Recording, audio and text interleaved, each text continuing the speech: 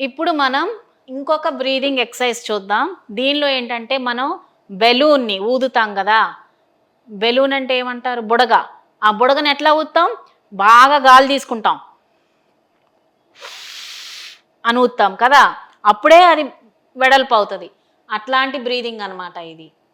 So, ఇప్పుడు శ్వాస తీసుకొని, నెమ్మదిగా శ్వాస తీసుకోండి. నెమ్మదిగా వదిలేసేస్తూ అట్లా 2 సార్లు చేయాలి. శ్వాస తీసుకొని వదిలేయాలి. మళ్ళీ శ్వాస దీర్ఘంగా తీసుకొని వదిలేయాలి. ఆ తర్వాత శ్వాస తీసుకొని బుగ్గలంతా బిగించేసి మనం బుడగెట్లా ఊదుతామో అట్లా చిన్నగా అనమాట. సో, చూడండి ఒక్కసారి. శ్వాస తీసుకొని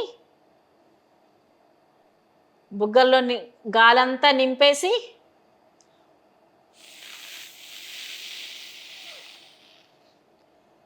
అట్లా చిన్నగా వదలాలి. అంతే గదా!